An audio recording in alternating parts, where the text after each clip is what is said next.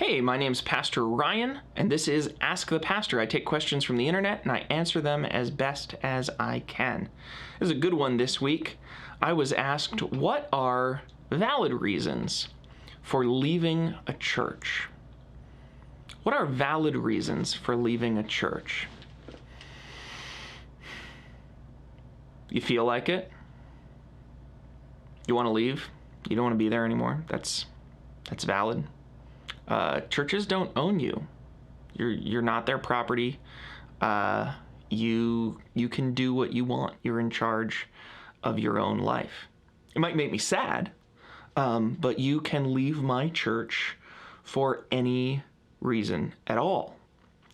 It will make me particularly sad, of course, if you perhaps are in a place where there's not another church you can go to. There's not another Christian church or right-believing community of faith that you can become a part of in place, and you just move into inactivity.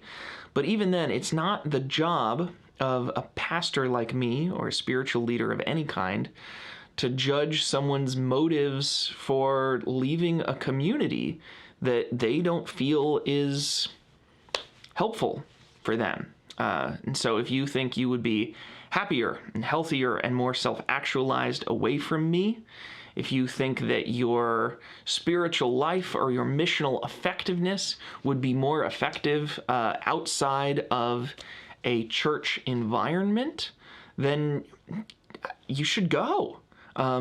And who am I to stop you? Or who is any other spiritual leader who might try to put a guilt trip on you or discourage you from leaving or tell you that your reasons aren't good enough? That's simply not true. And that's why I have to discipline myself when somebody, as happens occasionally, decides to threaten to leave this community that I shepherd. The only right answer to somebody threatening to leave is, we're going to miss you, but you can do what you want. So I think that's important, and that's maybe counterintuitive. I don't think that gets said enough. But you can leave a church whenever you feel you should. Now, with that said, there are a number of reasons why I really think you ought to leave a church. Some churches become cults. I don't define a cult as having to do with a doctrinal practice, although it's true that most cults do not uphold Orthodox Christian principles, and if they did, they might treat people a little better, but a cult is an abusive religious system no matter what they believe. There are people who believe all sorts of crazy things, and the people that are members of their belief systems aren't harmed by it.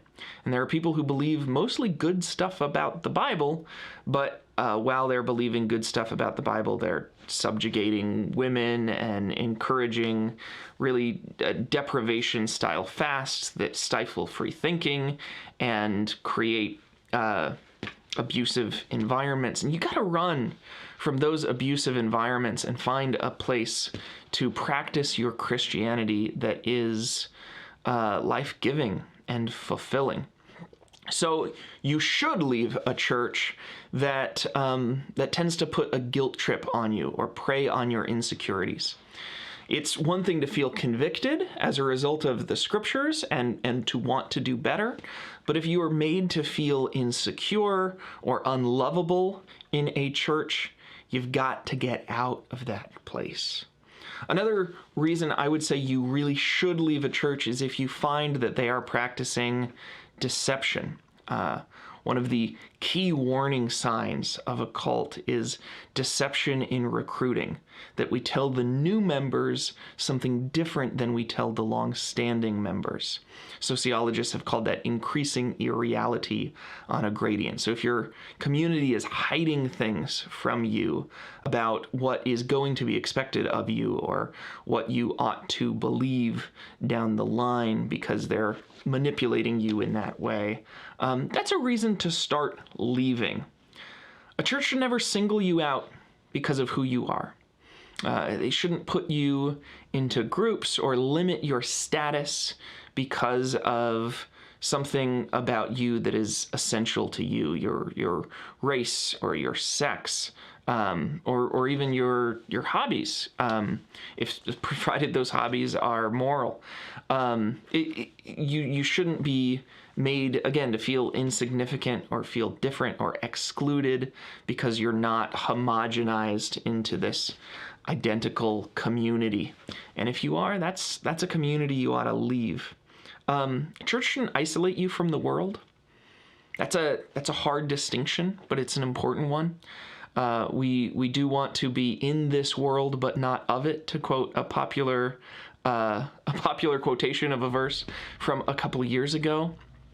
And so it is important to have good Christian community, but at the point where a Christian community is asking you to spend all of your time with them and not leaving you any time for your former friends or people you might have an influence on or your family, that's a time you need to leave. That's insulation and isolation, and that's a community that's extremist that you need to get out of. And finally, well, not quite finally, a community shouldn't try to control or deprive you. One of the big warning signs we see in communities that are abusive is really intensive fasting, so that you're kept kind of poor and hungry. You're always encouraged to offer more, and you're always encouraged to fast more. If you have concerns or if you're thinking of leaving, well then fast, don't eat, and then your brain won't work as well. Practicing fasting can be a wonderful spiritual discipline, but if that's imposed on you from above, or if via other means you're being deprived, you're being limited where you're allowed to work or what you're allowed to do so that you find you're always sick and hungry, that's way past time.